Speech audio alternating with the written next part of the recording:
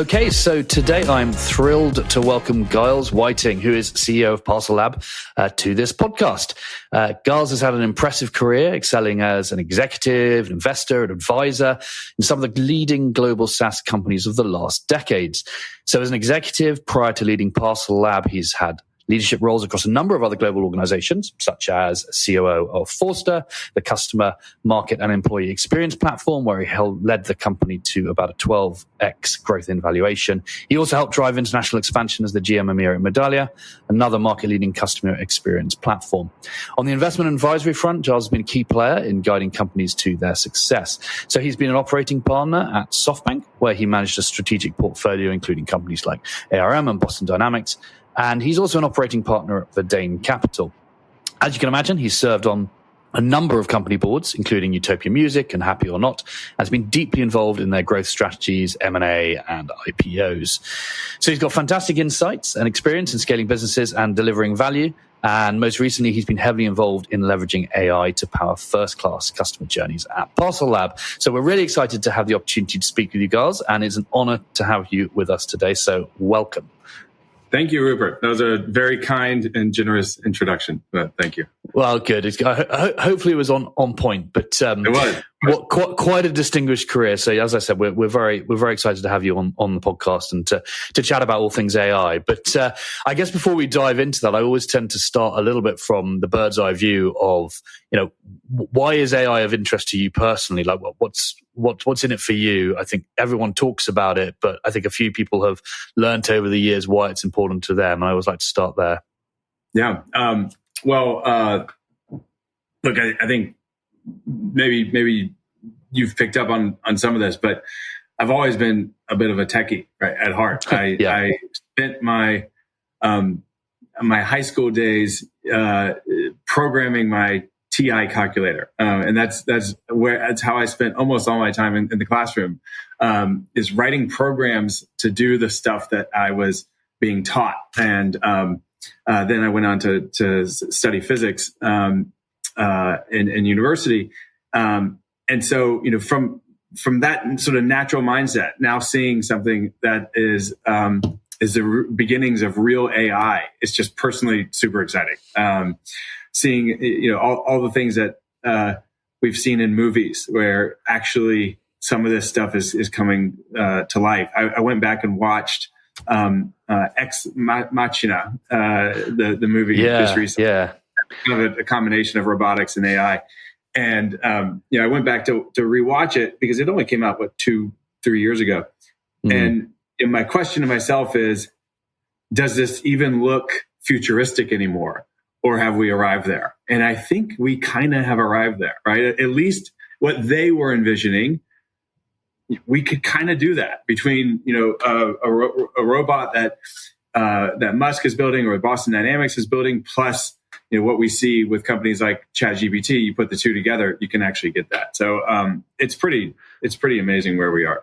Yeah, and I think that comment about robotics is particularly interesting because I think people miss that in the AI space, actually. I think everybody thinks of AI as pure Gen AI and ChatGPT and whatever, consumer-facing stuff that we have. But actually, the really exciting stuff is when you start adding machinery to the mix. Totally. And then, because then you access not only creating productivity gains in kind of white collar working or desk jobs, but actually you access it in kind of manufacturing facilities and things like that, which is far greater productivity gains. So I think that's a super exciting area.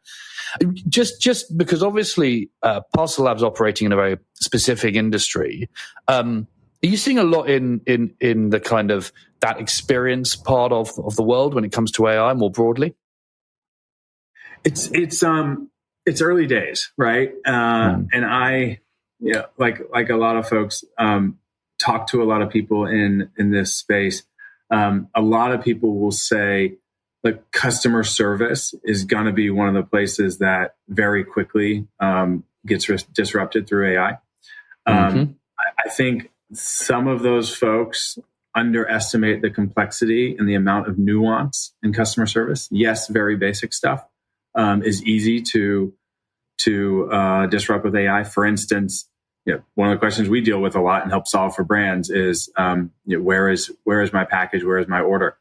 That is quite easy to solve with AI, right? Because it is literally just communicating facts, and facts is just data.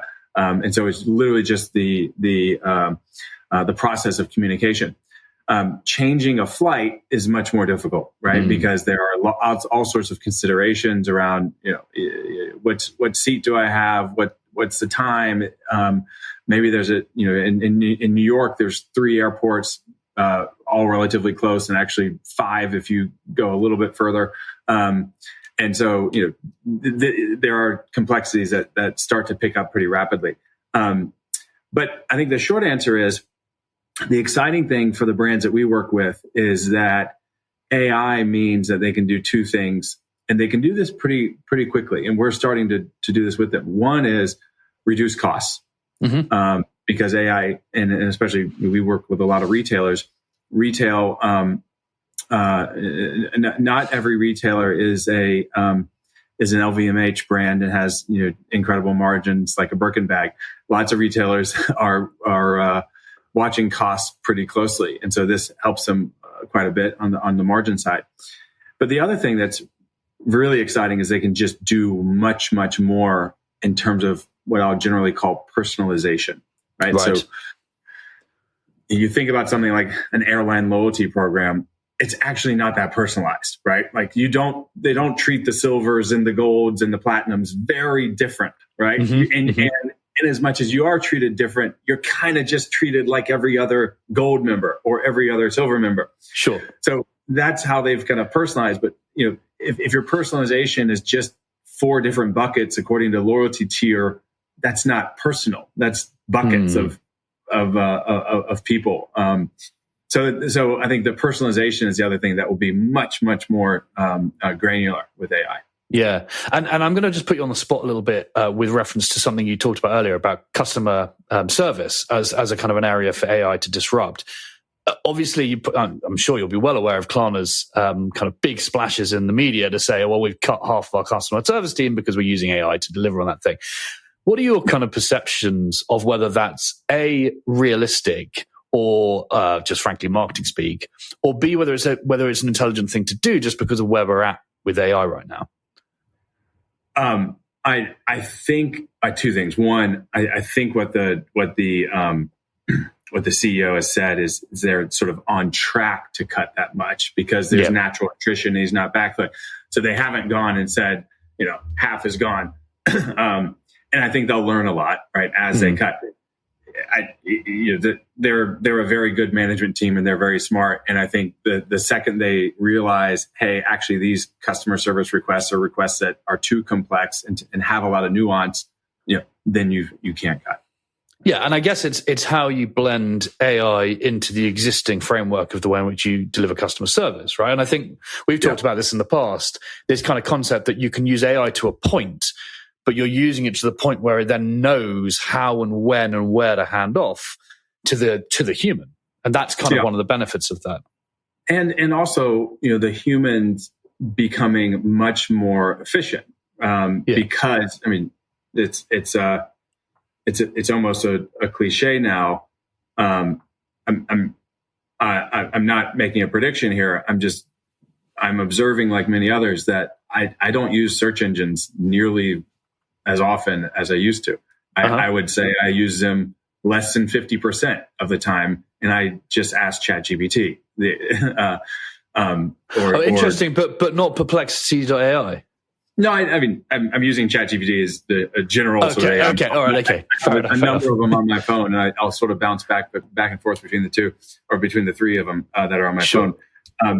But yeah, I mean, I think agents can do the same thing, which is they're not having to go into a bunch of different systems.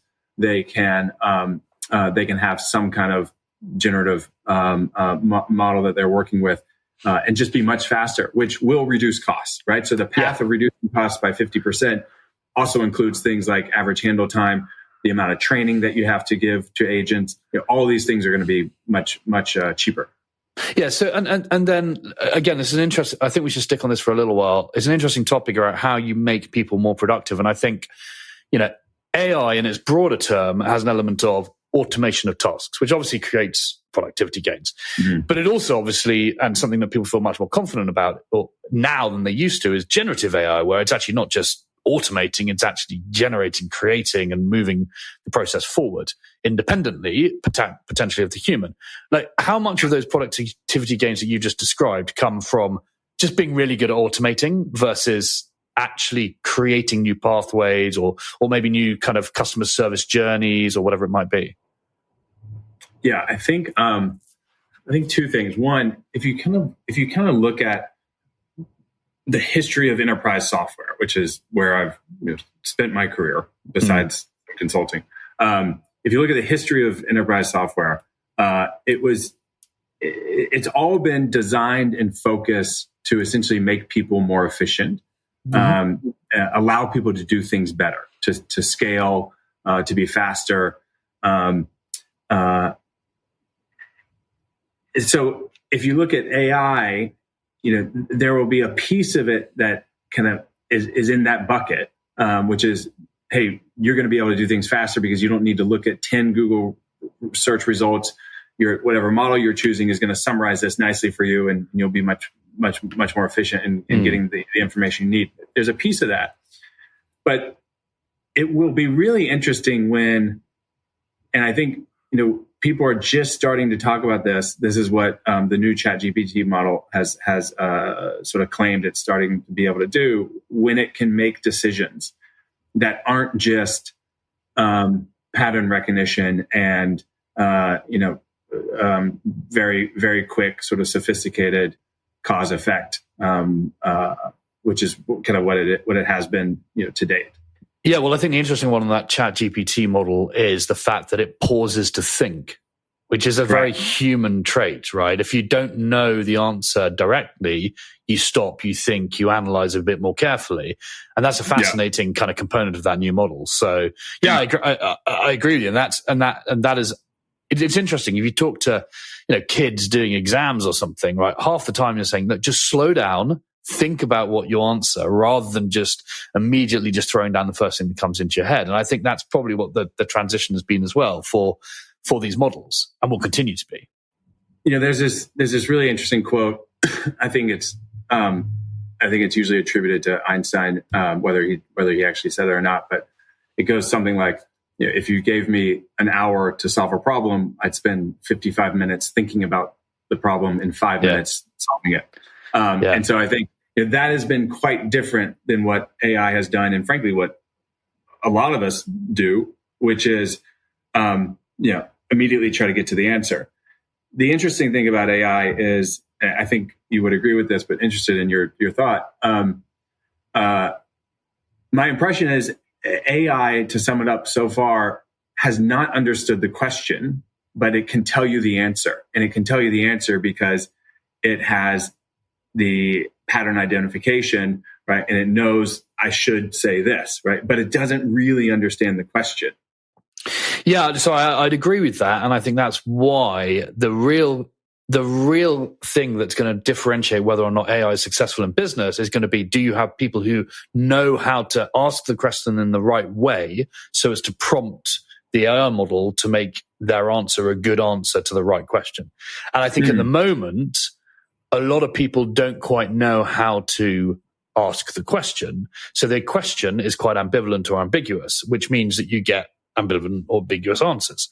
Right. And I mean, we're seeing this anyway, right? Because we're seeing a lot of people being trained in kind of, the ability to write effective prompts and things like that. And actually the models themselves now are helping you to write prompts. So we will get there, but I would agree with you. I think they don't understand the question because we can't adequately provide context around why we're asking the question, or the kind of the progression as to how you write the prompt to make it clear what the question actually is or why we're asking it. But I think we'll get there. And then that is actually part of the model thinking longer. These models that are now going to cogitate on what you've asked, because they won't immediately just take your question at face value. They might actually start to think about what is the context for that question. So hopefully we're moving towards that. But we've talked obviously a bit kind of broadly, more across the industry and about AI more broadly, but maybe talk to me a little bit about what you're doing at parcelLab, because I think you've got some specific initiatives where you're applying this, and you're actually seeing clear gains from using it. Yeah, absolutely. And our applications are very much around that personalization piece. So we have, and just going back to, and I'll tie these two things together, going back to the robotics piece that we talked about at the beginning. If you ask Boston Dynamics, are they a hardware company? Maybe even are they a robotics company? And I know this. I've spent a lot of time with the founders and CEO. They will say we are a software company, right? Okay. Like the machine is not their company. They are a software company, and specifically they're a data company. parcelLab is exactly the same. We get generally classified as a experience company, post-purchase, e-commerce company, but our differentiation, everything we're focused on, the way the platform works is all around putting data to use. And the way we think about it is, the creation of a data flywheel, which comes from the collection and the understanding of data, which you can get insights from. You use those insights to drive personalization. That personalization drives engagement. And of course, engagement is a two-way street. It's, not only the brand engaging with their customers or the people that are prospective customers, but also those folks engage back, right? They're engaging back. So this is it's not a one-way engagement. A lot of what we're using AI for is to increase that personalization bit, right? So the data, brands have the data out there. Oftentimes it's disconnected, and we're not trying to be a CDP or a Snowflake. And Snowflake's an incredible company. I'm not trying to replicate Snowflake. What I am trying to do is take the data that can exist in a lake like that, match it with other data that they may or may not have or that we have, and then use that. And the best way to use it is with a very powerful machine like AI. Use that to drive that personalization, because we know when brands can deliver those really personal experiences, when you have that, hey, this company, this brand understood me. They understood, what I was looking for. They understood my journey. They understand me as an individual, right?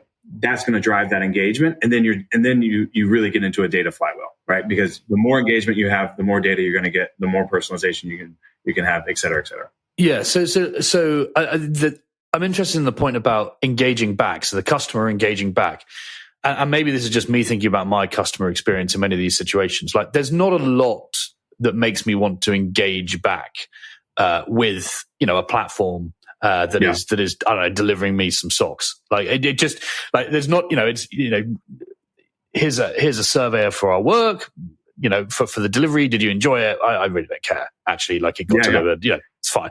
So I guess I'm interested in that's the data point, right? So okay. I'd say one thing is that is a data point, but the other thing is there's a lot of contextual and maybe even subconscious engagement that you are having, right? Okay. So how you navigate a website, how quickly you after you put something in your cart, do you buy immediately? Do you scroll through the page? Do you look at the return policy? Do you select different shipping options and speed? Like, this is all engagement that the brand should be able to look at. For instance, if you use, if we present 5 different shipping options to you by default, and then we realize Rupert always picks Royal Mail. He always picks Royal Mail, and he always picks economy delivery price, right? We should just start highlighting that or defaulting that to you, instead of you maybe going through what would be a lengthy journey of you always have to go through 2 clicks and pick the one instead of us knowing, right? So that's a way that we could personalize and just make that a better experience for you, a faster buying cycle. So that's an interesting one, because as I understand it, when it comes to things like the shipping service that you use, often in that checkout stack, actually those shippers are paying for placement within that stack. So I don't know if that's right, but that was my understanding. Does that therefore mean that you sometimes are going to have, we could start to have a situation where the commercial interests of partners, suppliers, etc., is at odds with ensuring you have the best customer journey? And I guess how do we balance that? Well, very much so. But I think, and what we do is we will work with the brand to figure out almost always, and this is what we tell brands we are doing. We are not actually focused on, did we present in a nice way the shipping options, and did the product actually make it? That is table stakes, right? Mm-hmm. What we're focused on is what is driving the better experience for that customer that ultimately makes that customer more loyal and higher customer lifetime value, right?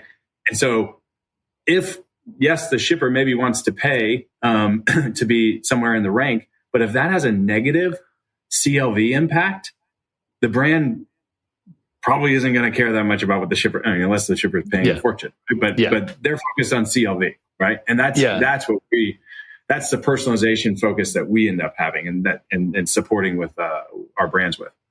And so, with that emphasis on the customer experience, there must be, I would imagine, specific points in the customer journey which you can really have a bigger impact on as to like how much that customer enjoys, whether it's overtly or implicitly, that journey.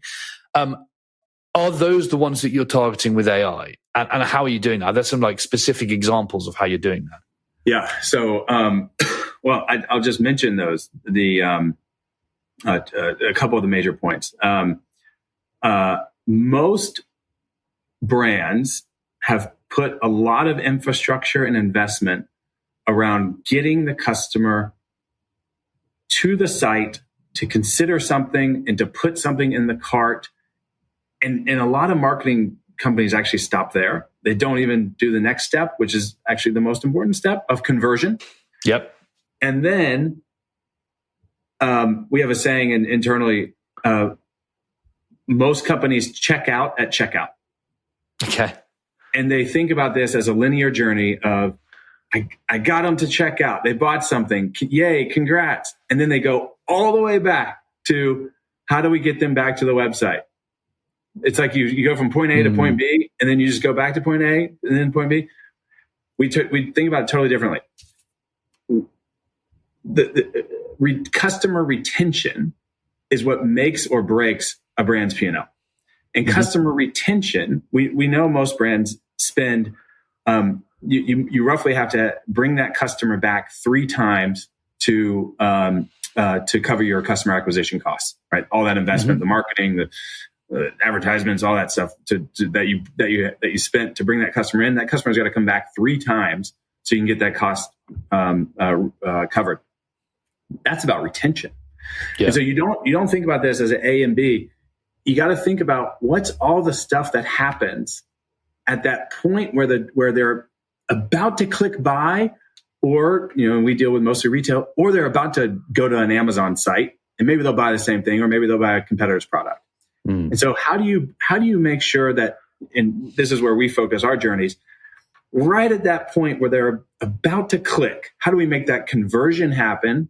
But then also, how do we keep them engaged with you as a brand through what we call the loyalty loop? And there's a lot of parts of the loyalty loop.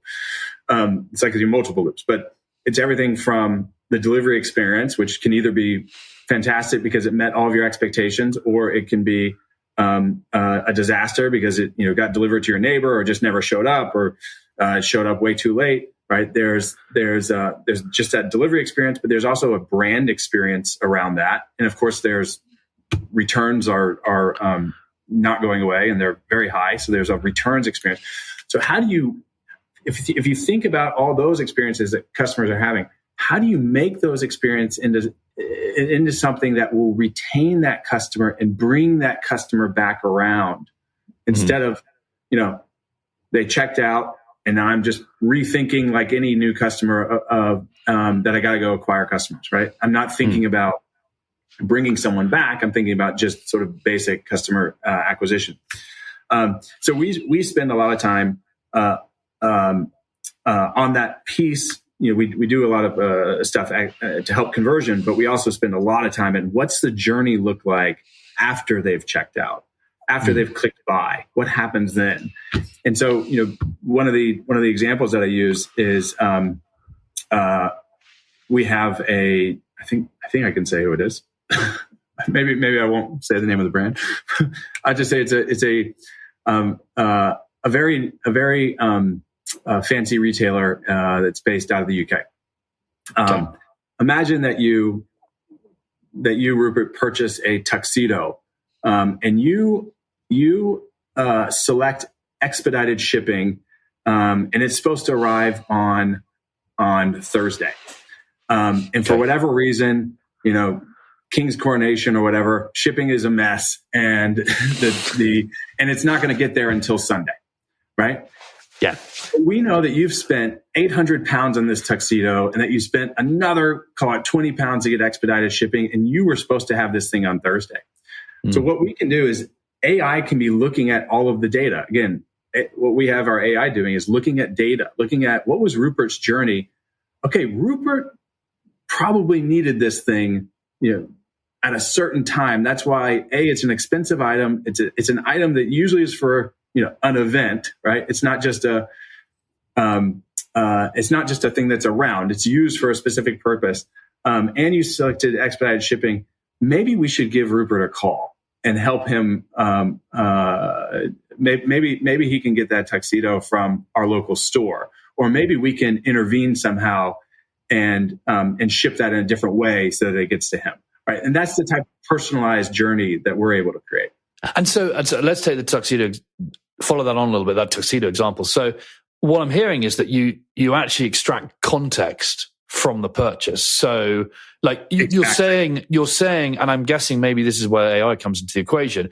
You are identifying that a tuxedo is normally for an event, and you're connecting it to the fact that I've asked for expedited shipping, and you're saying this has a fast timeline required on it, and therefore I need to react. Is that how you're thinking about it? Exactly right. And to the point that we were talking about AI earlier, when AI is able to start to understand context, and what is decision making?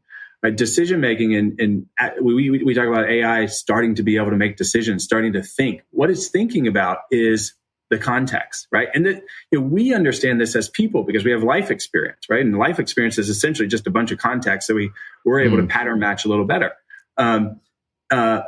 If we're able to help train our models and work with brands to train models that are specific to them, specific to their product sets, specific to their customer base, and their customer profiles, then exactly, we're able to start to give our AI models the ability to look at lots of different types of data, and data that comes from very different systems, right? Like the e-commerce system that they're using, the customer data, the CDP, like the customer data platform they might be on, the shipping data that we're directly connected into.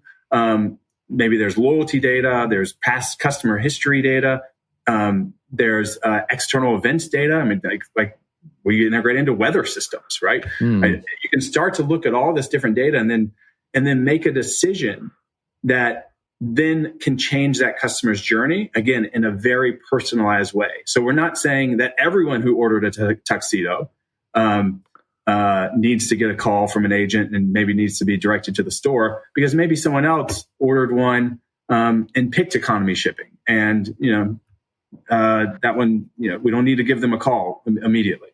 Yeah. And what about, and this is slightly tangential, but what about the slight creepiness of the fact that, like, that I'm getting a tuxedo for an event?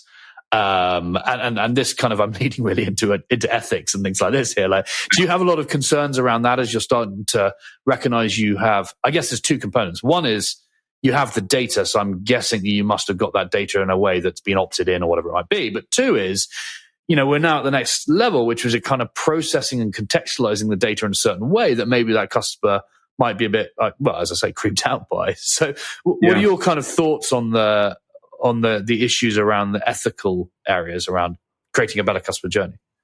Yeah. I mean, this is all of this is data. And sometimes it's public data, right? Like the weather is public, right? Yeah, for sure.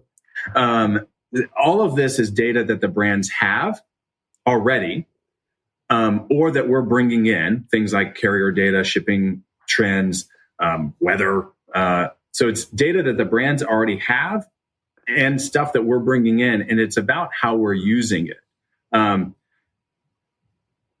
absolutely, in terms of capability, we are able to create extremely personalized customer experiences, and brands are going to have to be thoughtful around, what's what's across the creepy line. But we have a lot of data. Well, it's fun. I think this is a particularly interesting complexity about AI more generally, which is that we want AI to be able to interpret, contextualize, and decide. But we also find it quite unnerving and unseating when it does that. And so you have this really weird tension between models that learn, that genuinely self-learn rather than have, 1,000, Facebook employees sitting there teaching it. Right? It becomes almost sentient, dare I say it, right? And it is probably where we're getting towards. We talked about that new ChatGPT model, which has that element of being able to stop, pause, think, decide. The issue is that once we start having brands saying, we know more about you than you potentially even know about yourself because we process such a wide variety of data, does that actually perversely impact the customer journey as a result? Because it's like, well, you know too much about me. This is scaring me a little. Yeah. I mean, I guess it's around, I'm just thinking as we're talking about this, I guess a lot of this is around privacy, right? People want to feel like they are able to have a private life. Yeah. And when you feel like, I mean, we've all gone through this. I went through this weekend, right? I was talking with some buddies, and one of the questions we always ask, have you seen any good movies? What are you watching? And then sure enough, I pull up my HBO Max app.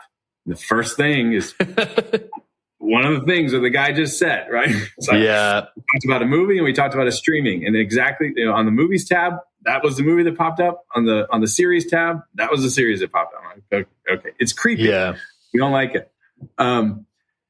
It's a tough question.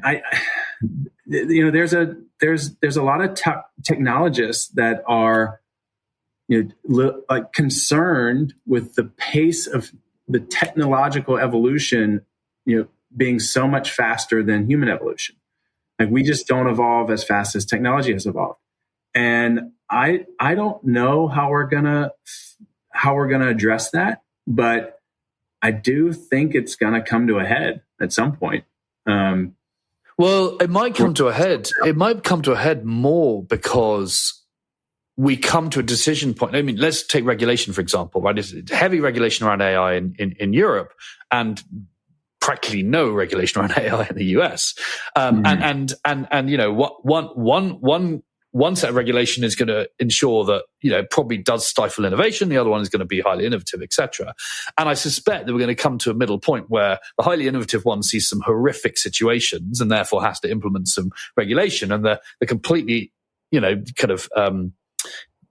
highly regulated environment, stopping and stifling any innovation means that there's just no progress, and it loses out to other parts of the world, etc. So these things generally balance out, in my view. And I think the second part, just to give my kind of thoughts on this, would be, when we had the large social media networks, right? There was this kind of distribution, or not distribution, there was this curve where at the beginning we had no idea they were really taking all our data and didn't really think about it. Then we got to this point where we realized pretty rapidly they had all our data and they were using it quite significantly and directing our thoughts, particularly when there's things around elections and stuff like that. And there was outcry and everyone was really upset, etc.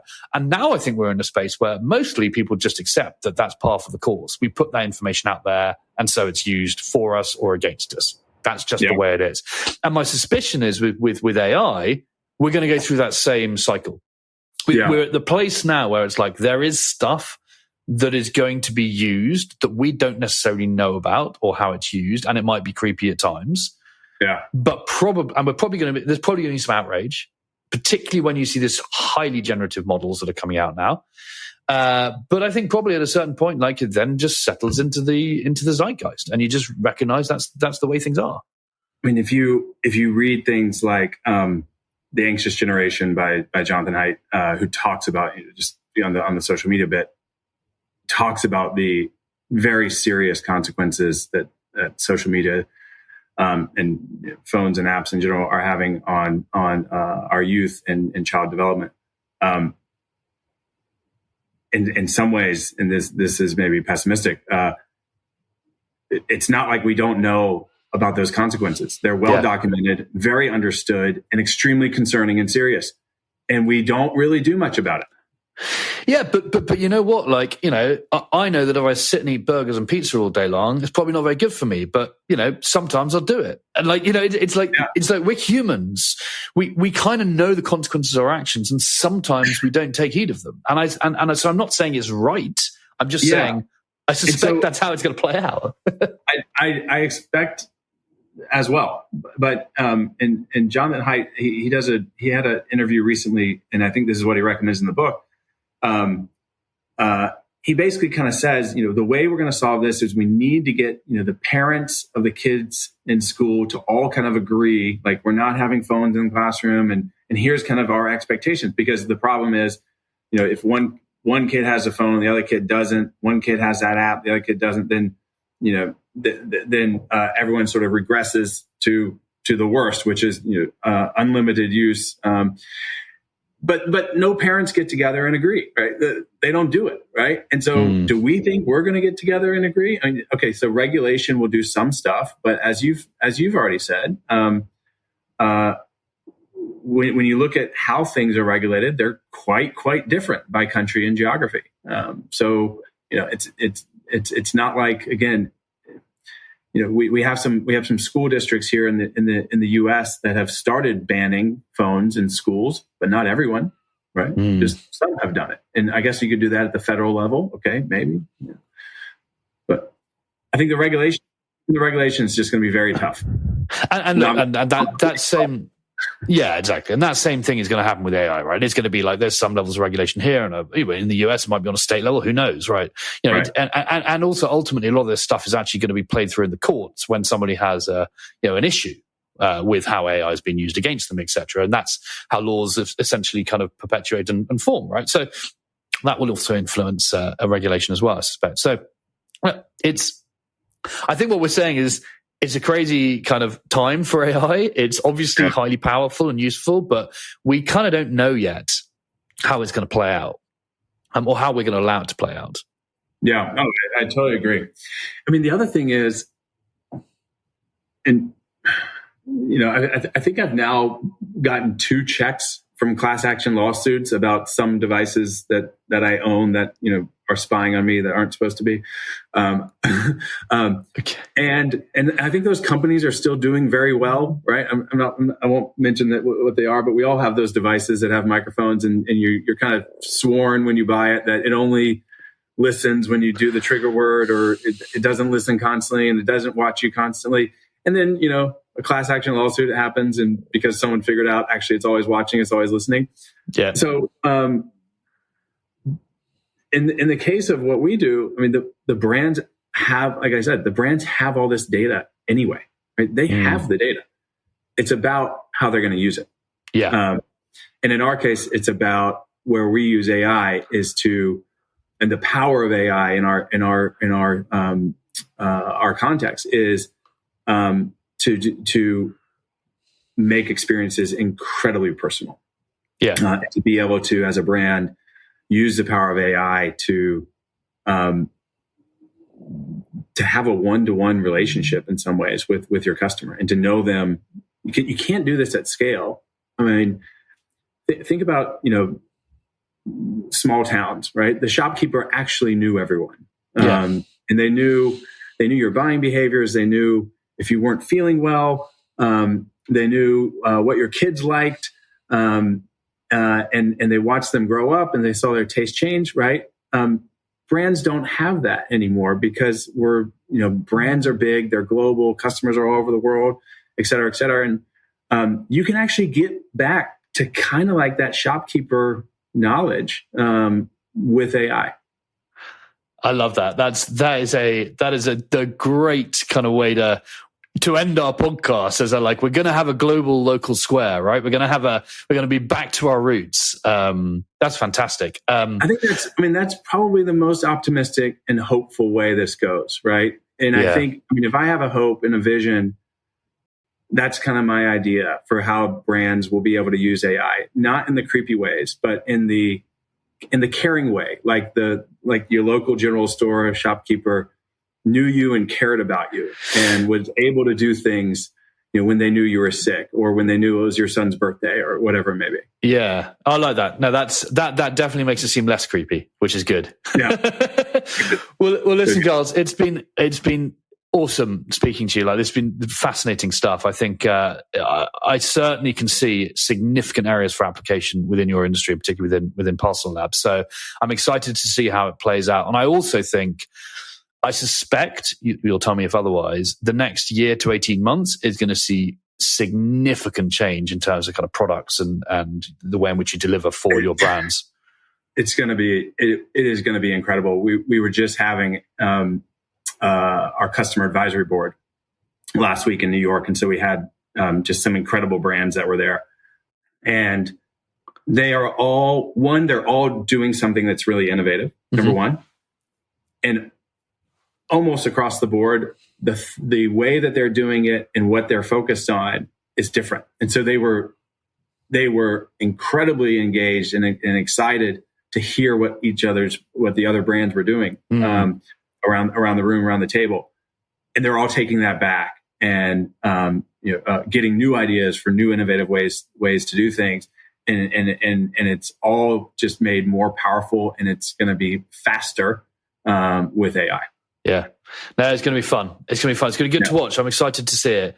And again, I really appreciate you taking the time to chat to us. I think the listeners will really enjoy this. This was great. Definitely something to mull on, that's for sure. I'm almost wondering now whether or not we end up with a kind of a nice curmudgeonly shopkeeper that's actually a robot driven by AI at some point in this journey of how it evolves.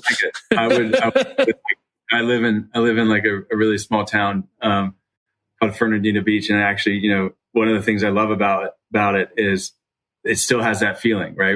You run into the same people all on the street all the time, and they've been there for a long time, and they know you. And I think it'd be great if that type of personalization and care and understanding can be delivered at the global big brand level too. Yeah, that's a great mission. Well, look, thanks for coming on, and look forward to hearing how that kind of changes over time and seeing what parcelLab can do.